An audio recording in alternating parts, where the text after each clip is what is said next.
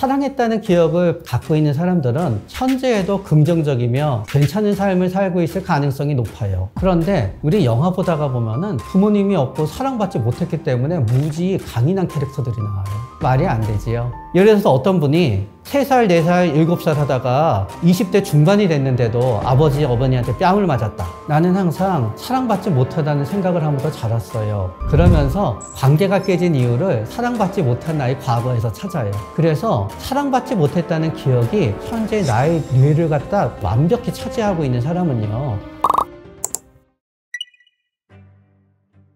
예를 들어서 어떤 자식이 굉장히 의존적이에요. 그래서 부모가 일일이 다 챙겨줘야지 본인이 편하고 좋아요. 그때 그렇게 일일이 챙겨주는 부모와 의존적인 자식이 만나게 되면은 잘 지내지요. 더군다나 부모도 일일이 챙겨주면서 자식도 굉장히 친절하기 때문에 부모가 챙겨줄 때마다 엄마 고마워, 아빠 고마워, 우리가 생각하는 완전히 화목한 관계로 되는 거예요. 그런데 부모는 일일이 챙겨주는 걸 좋아해요. 자식은 독립적이어서 자기가 무조건 해야 돼요. 그럼 부모가 도와주려고 할 때마다 그러죠. 하지마, 제발 하지마. 부모가 옷을 사다 주면은 저기 뒤에 걸어놓고 자기가 사서 입지요. 그럼 부모는 그래요. 야, 너 왜 내가 사다 준 옷은 안 입고 왜 그지 갖고 이상한 것만 입니? 그러면은 이제 이쪽은 우리 부모는 어렸을 때부터 맨날 간섭만 했어. 주책이야. 이렇게 되면 더 달라지게 되죠. 그런데 어떤 부모님은 굉장히 본인이 독립적이에요. 그래서 아이는 다 알아서 혼자서 해야 된다고 생각해요. 만약에 독립적인 부모와 독립적인 자식이 지냈고 둘 다 쿨하면은 나중에 이렇게 생각하게 돼요. 우리 부모님은 굉장히 쿨한 분이셨어. 우리 부모님이 나를 독립적으로 키워서 난 이렇게 독립적이고 훌륭한 사람이 됐어라고 생각하거든요. 근데 내가 의존적인데 독립적인 부모랑 만나게 되잖아요. 우리 부모님은 도대체 나에 대해서 신경을 쓰지 않았어. 또 이런 경우도 있어요. 부모는 이성적인데 자녀는 감성적인 경우가 있어요. 그러면은 자녀는 막 속상한 일이 있어서 울면서 와요. 그건 자녀가 원하는 거는 어떻게 된 일이야? 하면서 안아주고 공감해 주기를 원하거든요. 근데 그게 아니라 이성적인 부모는 어디서 이렇게 다쳤냐? 어땠냐? 꼬치꼬치 캐물어요. 그건 자식은 싫지요. 그러니까 안 맞는 거예요.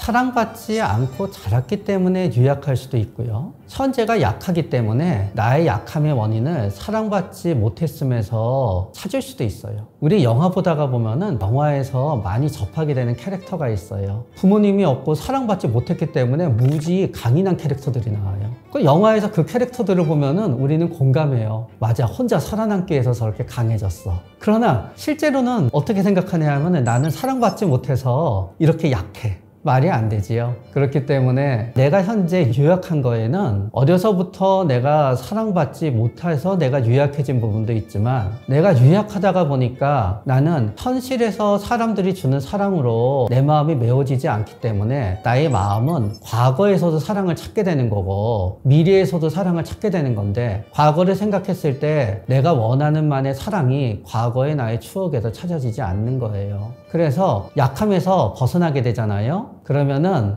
과거에서 사랑을 찾아서 탐색하지 않게 돼요. 만약에 나는 항상 사랑받지 못하다는 생각을 하면서 자랐어요. 그런데 진짜 나를 사랑해주는 남성, 사랑해주는 여성을 만나요. 그러면은 그 관계가 행복한 동안에는 나는 내가 부모한테 사랑받지 못했다는 거를 잊어먹어요. 그런데 그 관계가 깨지게 되잖아요. 그럼 또다시 사랑받지 못함에 대해서 생각하게 되고요. 그러면서 관계가 깨진 이유를 사랑받지 못한 나의 과거에서 찾아요. 그러나 반대로 내가 그 사람을 만나게 됐다는 거는 내가 사랑하는 방법을 몰라서 만나게 된 건 아니거든요. 사랑했다는 기억을 갖고 있는 사람들은 대체적으로 현재에도 긍정적이며 괜찮은 삶을 살고 있을 가능성이 높아요. 그렇기 때문에 다른 사람들에 대해서도 괜찮게 반응할 가능성이 높아요. 사랑받지 못했다는 기억이 현재 나를 압도하고 있는 분들은 어떻게 생각하게 되면은 우리가 나쁜 기억은 좋은 기억들이 밀어내는 거거든요. 오늘 하루 정신없이 영화도 재밌게 보고 사랑하는 사람과 만나서 시간도 보내고 맛있게 먹다가 집에 들어오자마자 단잠을 자면서 확 자게 되면은요, 불행했던 행복했던 지간에 나의 과거에 대해서 생각할 시간이 없잖아요. 그러나 나의 안 좋은 기억이 떠올린다는 거는 나의 현재가 붕괴되어 있다는 뜻이에요. 뭔가 내가 아무것도 할 수 없는 상태가 되게 되면은 나는 과거에 가장 불행했을 때만 생각하게 되지요. 그래서 사랑받지 못했다는 기억이 현재 나의 뇌를 갖다 완벽히 차지하고 있는 사람은요, 타인에 대해서도 부정적이 될 수밖에 없으며 자신에 대해서도 부정적이 될 수밖에 없습니다. 없으며 무기력해질 수밖에 없으며 절망적이 될 수밖에 없어요.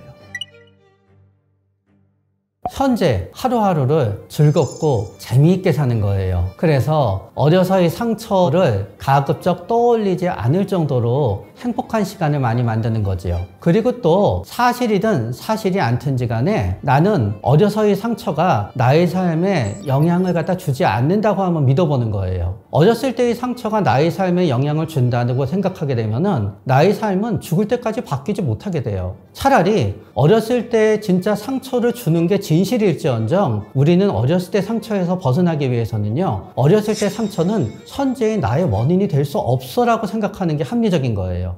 많은 자녀분들이 원하는 최상의 방법은 이거거든요. 부모가 나의 독립을 위해서 나를 도와주는 거예요. 그런데 이 도움이 끝이 없어요. 무슨 뜻인가 하면은 부모로부터 독립하고 싶어서 내가 학비를 갖다 대고요. 부모로부터 독립하고 싶어서 오피스텔 돈을 대달라 그러고요. 그러면서 또 부모로부터 독립해서 결혼하기 위해서 또 부모한테 결혼 자금 비용을 갖다 달라고 하게 돼요. 우리의 도움을 원하는 마음은 끝이 없어요. 그러나 부모님들은 본인들이 도움을 줬기 때문에 본인들은 도움을 줄 만큼 간섭할 권리가 있다고 생각하게 되세요. 내가 네 대학교 학비를 대주니까 네가 무슨 과를 갈지는 나에게도 결정에 참여할 권리가 있어라고 생각하게 돼요. 내가 너한테 혼자 살 수 있는 오피스텔 비용을 대주니까 오피스텔을 어디에 살지는 내가 그 결정에 참여할 권리가 있다고 생각하게 돼요. 내가 결혼하게 되면서 결혼 자금을 갖다 부모한테 도움을 받잖아요. 내 결혼 상대를 고르는 데 있어서 부모는 참여할 권리가 있다고 생각하게 되고 그때 내가 그거를 갖다 거부하지 못하게 돼요. 부모가 집을 사주잖아요. 뭐 요새는 인터넷 글에 맨날 논란이 되는 거지요. 시어머니가 비밀번호를 누르고 우리가 없는데 집에 들어왔어요. 세상에 이럴 수가 있나요? 그러나 알고 보니 그 집을 시어머니가 사줬어요. 그러니까 시어머니는 심리적으로 등기만 너희 앞으로 돼 있지 내 집이라고 생각하게 되는 거지요. 그러면 그때는 갈등하게 돼요. 시어머니가 사준 60평대에서 살까? 아니면 당당해지기 위해서 시어머니의 도움을 받지 않고 15평으로 이사가나? 근데 사람의 마음은요, 60평에 살면서 시어머니나 부모님의 간섭은 받지 않았으면 하는 거예요. 그래서 우리는 경제적인 도움을 받으면 받을수록 심리적으로는 왠지 한 수 적게 들어가고 위축되게 될 수밖에 없지요. 옛날에 어떤 텔레비에 아이돌이 나와서 그랬대요. 이제 그 아이돌이 연습하다가 너무 힘들어서 쉬고 있었대요. 그러니까 어떤 사람이 와서 그랬대요. 죽으면 내내 누워서 쉬게 돼. 일어나, 연습해. 그랬더니 그게 자신한테 그 다음부터 그게 기억이 나서 뭐 연습을 더 열심히 하고 그렇게 됐대요. 그러나 반대로 그때 그냥 쉬었다 그래서 그분이 성공하지 못했을까? 저는 생각했어요. 너 굉장히 힘들구나. 너 열심히 연습하고 있어. 라고 칭찬해 줬으면 어떻게 됐을까 생각하게 돼요. 보통 어떤 사람의 성공과 실패는 그 사람의 능력에 의해서 좌우가 되는 경우가 많아요. 그러나 오히려 누구로부터 야단맞고 누구로부터 상처받잖아요. 저는 이런 얘기 많이 해요. 많은 부모님들은 3살, 4살 때 야단친 게 아이한테 평생 영향을 줄까봐 너무너무 걱정하고 그래요. 물론 엄청나게 고통을 수반하는 아동학대는 안 되지만 많은 우리들은요, 어렸을 때 엄마한테 야단 맞은 거 대부분 다 잊어먹고 살아요. 기억하는 사람들은 어떤 유형인가 하면은 6살 때도 야단 맞고 7살 때도 야단 맞고 10살 때도 야단 맞고 20살 때도 야단 맞으면은 어렸을 때부터 쫙 연속적으로 기억이 나요. 매일매일 야단 맞았으니까. 예를 들어서 어떤 분이 3살, 4살, 7살 하다가 20대 중반이 됐는데도 아버지, 어머니한테 뺨을 맞았다. 그러면은 계속 기억하게 되지요. 그러나 사실은 내가 부모님한테 체벌받고 야단 맞은 게 9살로 멈췄다. 그러면 대부분 기억하지 못하고 사실로만 기억이 되지 감정은 남지 않아요. 그런데 많은 부모님들은 오히려 어렸을 때는 오냐오냐 하다가요, 중학생 때부터 막 말로 야단쳐요. 욕은 아니지만. 게임만 하냐, 뭐만 하냐, 공부해라. 그런데 부모한테 한번 야단 맞잖아요. 일주일은 야단 맞은 생각이 나서 아무것도 못해요. 그때 야단 맞지 않았더라면은 오히려 그 일주일 사이 공부를 더 많이 했을 거예요. 부모님들은 야단 맞고 들어가서 게임하면은 자식들이 아무 생각도 안 한다고 하지만 야단 맞고 들어가서 혼자서 게임하는 이유는 야단 맞으니까 화가 나서 게임만 하고 공부를 할 수 없게 된 거거든요. 비슷하게 저는 사랑받지 못함, 야단 맞음, 학대받음이 인생이 단단하게 되는 계기가 되었다라고 주장하는 거는 저는 학대하는 사람들의 자기 합리화가 만들어낸 신화라고 생각해요.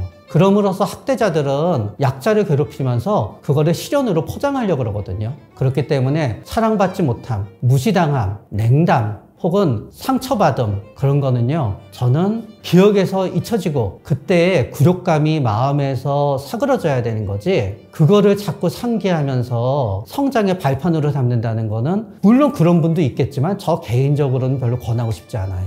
그거는 이제 이런 뜻이에요. 부모가 나를 야단치고 화낸 것에 대해서 부모가 그러지 않을 수 있었는데도 그런 행동을 했다라고 생각하게 되면 그거는 부모의 도덕적, 윤리적으로 잘못된 결정이 되지요. 그러면 나는 계속 부당한 피해자로 끝없이 나는 기억하게 되는 거예요. 그러나 우리 부모가 나보다 도덕성이랑 인간성이랑 윤리성이 엉망인 사람일 수도 있어요. 우리 부모가 그때 나한테 이렇게 행동하게 됐었던 거는 우리 부모가 진짜 못난 인간이어서 그보다 더 잘할 수 있는 방법이 없어서야. 그렇다고 용서하자는 건 아니에요. 그러고 나면은 그거 하나를 갖다 객관화된 고통으로 기억하게 돼요. 무슨 뜻인가 하면은, 똑같이 하늘에서 비가 내려서 폭우가 쏟아져서 내가 집이 없어졌어요. 그런데 폭우가 쏟아져서 집이 무너졌는데 알고 보니까 옆집 사람이 가서 우리 집 무너뜨리려고 배수 펌프를 잠궜어요. 얼마나 더 화가 나요. 옆집 사람을 원망하게 되지요. 결국은 자연재해는 어쩔 수 없는 상황이란 걸 우리가 수용하기 때문에 자연재해에 대한 우리의 분노는 덜해져요. 그러나 그 자연재해가 점점 인재라는 생각이 될수록 우리는 더 분노하게 돼요. 그리고 그 인재가 특정인이 나에 대해서 피해를 주기 위해서 하는 악의적인 행동이었다는 걸 알게 되면 더 화가 나게 돼요.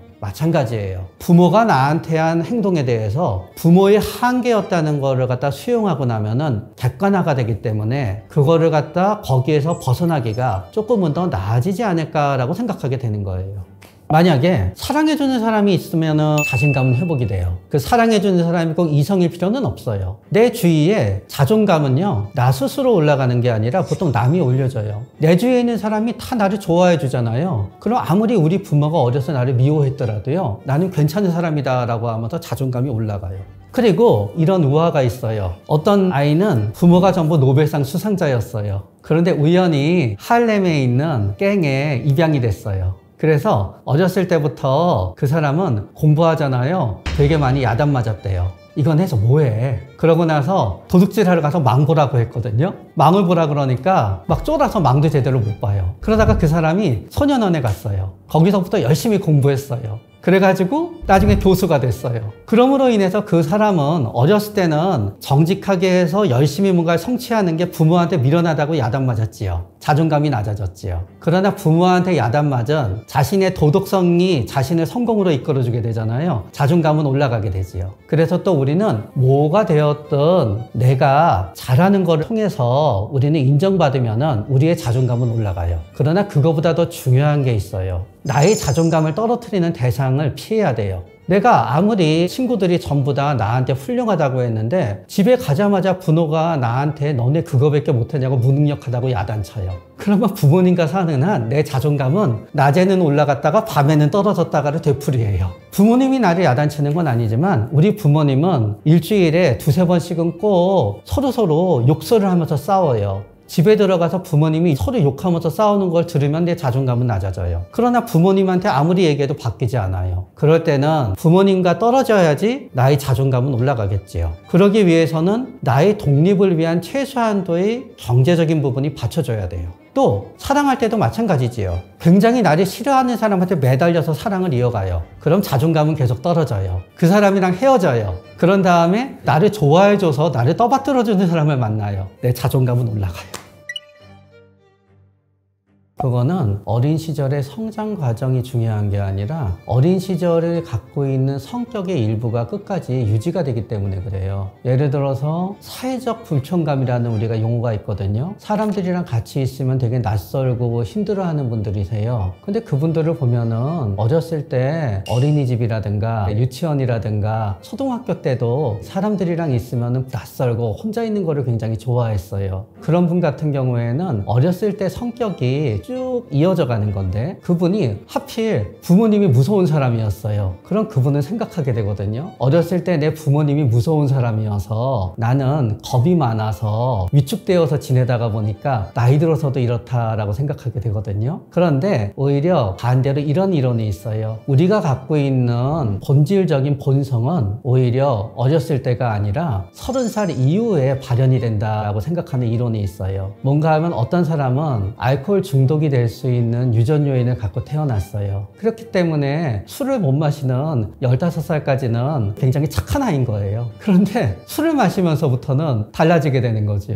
그렇기 때문에 그 사람의 본성은 오히려 어렸을 때가 본성이 아니라 15살 이후가 본성이 되는 거예요. 또 이런 경우도 있어요. 어떤 분은 원래 내성적이 될 수 있는 본성이 여기쯤 존재했어요. 그런데 어렸을 때는 너무 활발해서 신나고 재밌는 것만 좋아했어요. 그러면 이게 나이가 들면 이렇게 가라앉거든요. 그건 내성적인 본성이 드러나는 거죠. 그래서 또 이런 통계도 있어요. 어렸을 때 품행장애로 진단받은 분들, 품행장애로 진단받기 위해서는 우리가 흔히 생각하는 버릇이 없는 정도로는 안 돼요. 무단가출도 해야 되고 누구를 주먹으로 다치게도 해야 되고 기물도 손상해야 되고 법적인 문제가 거의 발생할 정도 수준이 갔을 때 우리는 이제 품행장애라고 진단하게 돼요. 그럼 어렸을 때 품행장애로 진단받은 사람 중에 과연 나이가 들어서 범죄자로 지내게 되는 사람이 얼마나 많냐 하게 되면요 30% 미만으로 봐요. 어떤 나라의 어떤 통계는 15%, 20%. 그건 나머지 7명은 성인이 되면서 저절로 바뀌는 거예요. 충동성이 줄어들면서.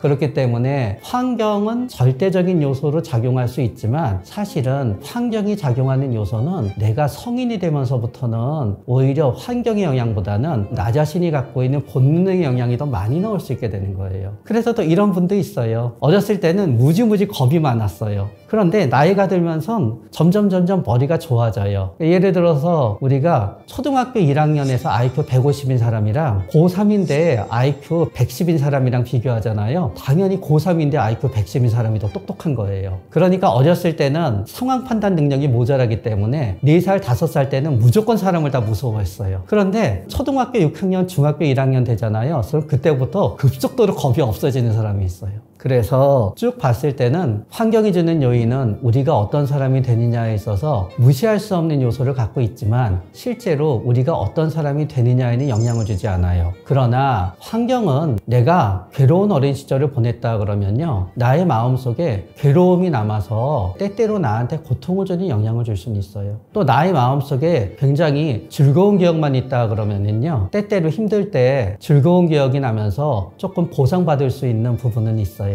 어렸을 때 형성된 성격과 가치관은 성격에 해당되는 부분은 쉽게 바뀌어지진 않아요. 그러나 나쁜 쪽으로는 쉽게 바뀌어져요. 예를 들어서 어렸을 때는 약속도 잘 지키고 그러던 사람이었어요. 나이가 들어서 알코올 중독이 됐어요. 그러면 약속도 못 지키는 사람이 돼요. 그리고 어렸을 때는 특별히 다 뛰어놀고 신나고 재밌는 거였어요. 그런데 우리는 나이가 들면서 점점 충동성이 줄어들고 지겨운 거를 잘 참게 돼야 되거든요. 그런데 어렸을 때 충동적인 게 없어지지 않으면은 나이가 들어서도 계속 어렸을 때는 오히려 밝고 명랑하고 지도력이 있던 사람이 나이가 들면서는 참을성이 없어서 뭐든지 하다가 금세 때려치는 사람이 될 수 있죠. 그래서 일단 성격은 좋은 쪽으로 완전히 바뀐다는 건 쉽진 않아요. 그러나 나이가 들면서 지혜가 생기면서 우리가 결국 누군가의 나의 성격으로 인해서 문제가 생기는 거는 한 끗 차이거든요. 왜냐면 물이 끓기 위해서는 100도가 되잖아요. 99도에서 딱 멈추면 물은 안 끓는 거예요. 내 성격은 바뀌지 않더라도 내 성격의 장점은 온도를 한 2, 3도 더 올려주고 내 성격의 단점은 온도를 2, 3도 내려줘서 좀 더 조화로운 인생이 되도록 노력하는 거는 성격의 부분에서 가능해요. 그러나 그 부분은 한계가 있어요. 내가 내성적인 사람인데 갑자기 외향적인 사람이 돼서 모임에 많이 나가고 이런 성격이 될 수는 없는 거예요. 나는 무슨 일을 할 때 난 단거리 선수예요. 1000m에 해당되는 일을 하기 위해선 나는 100m를 100번 뛰어야 되는데 그분이 200m로 50번 뛰는 정도는 될 수 있겠지만 1000m를 한꺼번에 뛰는 인내력을 가지기라는 어려운 거예요. 그러나 아까 말씀드렸듯이 나쁜 쪽으로는 확 바뀔 수 있으니까 우리는 나빠지지 않도록 모든 걸 조심해야 되지요. 예를 들어서 우리의 성격을 가장 많이 바꾸는 거 아까 말씀드렸듯이 술, 또 성격을 바뀌는 또 다른 거는 의외로 건강이에요. 내가 몸이 아파지게 되면은요 성격이 달라져요. 그리고 과시적인 분들은 내가 부자이고 여유가 있을 때는 좋은 성격이 돼요. 남한테 과시하는. 그러나 내가 가난하고 힘들어지게 되면은 남이 나를 어떻게 어떻게 볼까 생각하고 위축해 되게 되지요. 그럼 그분의 같은 경우에는 자신의 부와 지위를 유지하는 게 자신의 좋은 인성을 하는 거지요. 그래서 나쁘게 바뀌지 않도록 노력하는 게 되는 것 같고요. 가치관에 해당되는 부분은 조금은 바뀔 수 있어요. 그런데 가치관에 따라서 조금씩 달라지게 돼요. 그러나 이제 그 가치관에 대한 전제는 우리는 누군가 갈등을 갖게 되고 가치관 때문에 싸우게 되면은요, 우리는 가치관 때문에 싸웠다고 생각하잖아요. 사실은 그게 아니라 그 사람의 싸우게 만드는 성격 때문에 싸운 거예요. 가치관이 다르더라도 둘 다 겁이 많고 마음이 따뜻하잖아요. 가치관이 다르지만 서로 싸우지 않아요. 우정을 이어가기 위해서 서로의 가치관을 양보하지요. 그러나 둘 다 복수심이 강하고 겁이 없잖아요. 그러면은